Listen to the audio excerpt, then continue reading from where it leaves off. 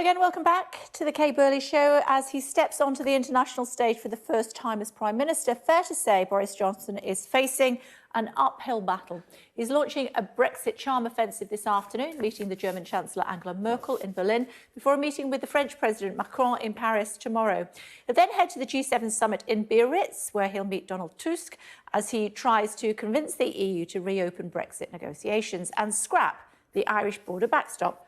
But how will he fare on the world stage? To discuss this, joined by Tom Slater, Deputy Editor of Spiked Online, and Femi Oluwole, who is the co-founder of Our Future, Our Choice. Hello to you both. Thank you very much indeed for joining us on the programme this afternoon. Let's start with you, Femi, should we, this afternoon?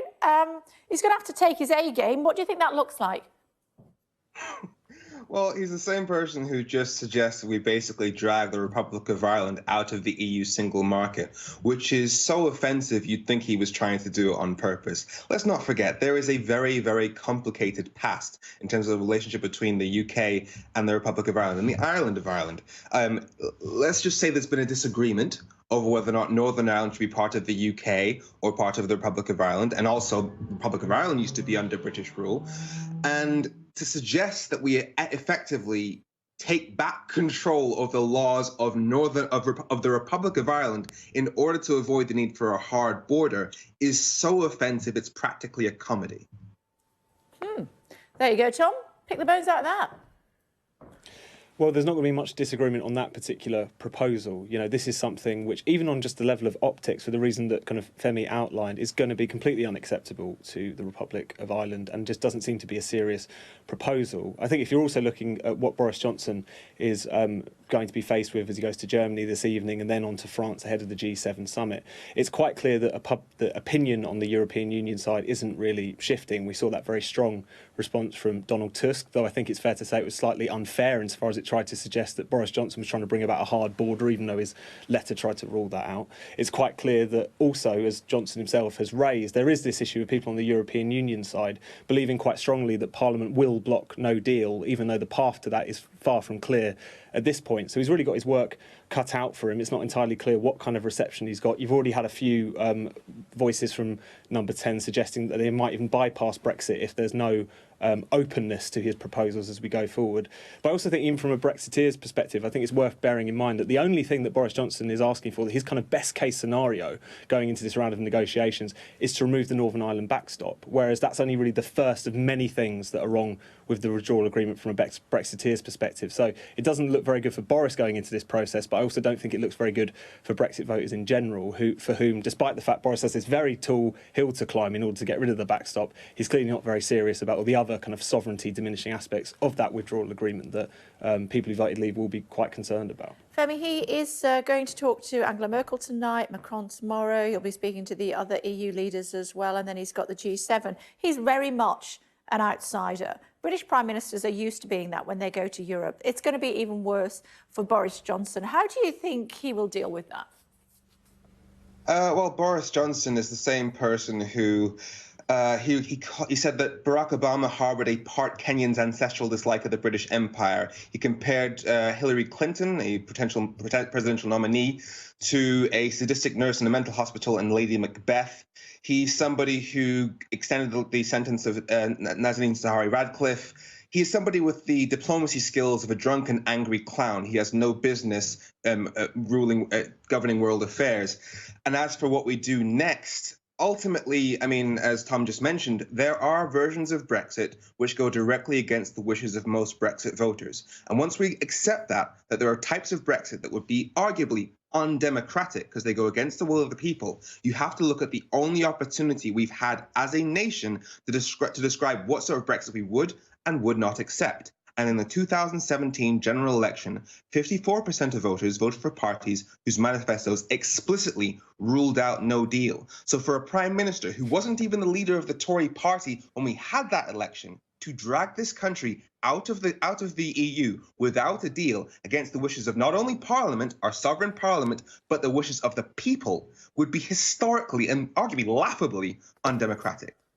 So, Tom, I'm not sure that the Prime Minister would agree that he contributed to the extending of the sentence for Nazanin, but there we go. That's a debate for another day. The other points are certainly a matter of fact. I think it is also fair to say that with something like that, he certainly would be seen as an outsider. How can he make himself more appealing to these politicians? Well, I think that's incredibly difficult because of the fact that Boris Johnson has become, for many people in European publics, a kind of embodiment of Brexit, an embodiment of everything that's wrong, that's going on, not just in Britain, but kind of populism across the continent. And I think that's really something which I think he really struggled to address. But just because Femi managed quite valiantly to crowbar in the question of no deal and hasn't got a democratic mandate for it, just very quickly on that, is the point that, of course, when people voted in the European Union referendum, they voted to leave. They voted to leave the European Union. People were warned, David Cameron, including on the Faisal Islam debate, that at the end of the two-year process, we would, if no deal was struck, leave on WTO terms. Most Brexiteers I talked to did want a deal, but still they recognised that what they really wanted to do was to leave the European Union. And so if that meant leaving without a deal, that was something that they were willing to countenance. And if you actually look at some of the research, some of the polls that we put out, Opinionum had out some information in the past week, it now shows that leaving on the 31st of October, with or without a deal, is now the most favoured option. It actually gets more than revoke and extend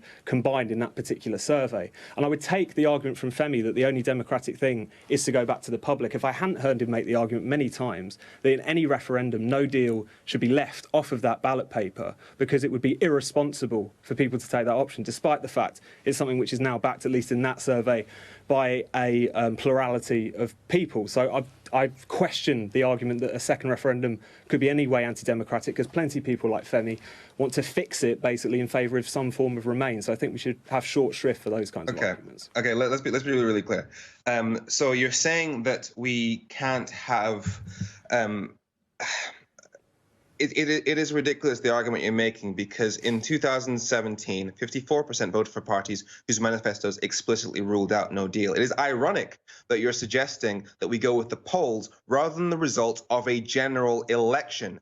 54% officially, the supreme vehicle for democracy in our country is our general election. It's the only opportunity we have to give the most recent opportunity we've had to give an instruction to Parliament. And 54% of people told Parliament, do not take us out of the EU without the deal, because that was in the manifestos that 54% voted for. Going on polls, as we all know, told different things in the past, is irrelevant. The instruction given to Parliament is do not take us out of the EU without a deal.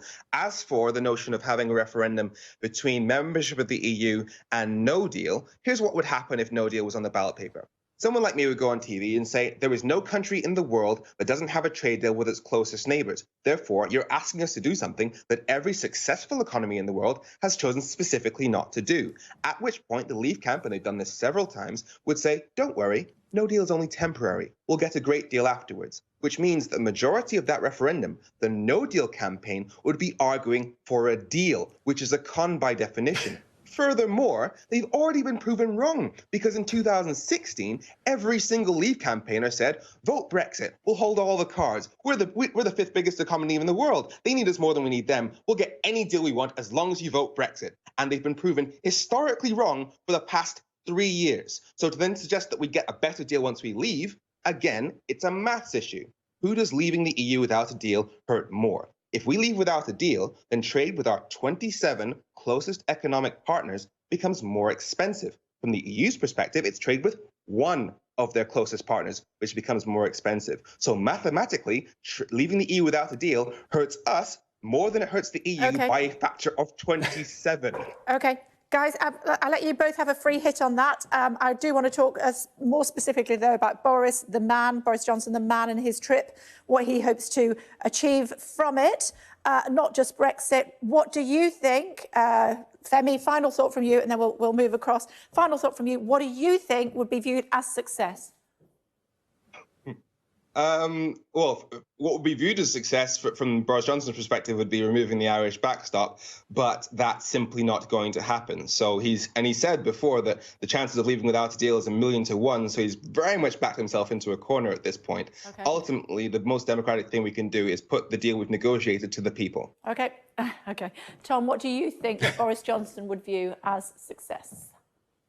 Well, considering what he's up against, I think what Number 10 will be counting on, even if there is no movement or no openness on the question of the backstop, will at least for him to be able to say that he kind of talked tough in Brussels, that he stood up and said that we're leaving on the 31st of October with or without a deal. But I think from a Brexiteer's perspective, I think as well as the question of renegotiation being a very open one at this point, I think it's also very an open question about whether Boris Johnson has the means or even the steel to take us out with no deal, considering the fact that he's had more positions on Brexit than even the Labour Party over the years, backing Remain and then backing Leave, saying the withdrawal agreement was vassalage, voting for it in the final go.